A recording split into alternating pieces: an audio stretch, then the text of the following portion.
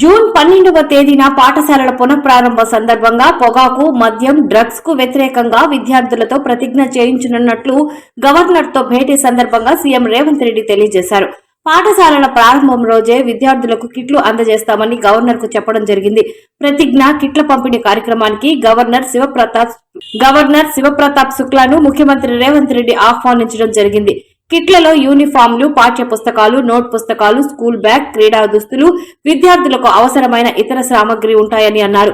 తమ పాఠశాలలు, కళాశాలల్లోని విద్యార్థులు డ్రగ్స్, ఇతర వ్యసనాల బారిన పడకుండా అప్రమత్తంగా ఉండేలా యాజమాన్యాలు ప్రకటిస్తామని గవర్నర్ కు ముఖ్యమంత్రి తెలిపారు.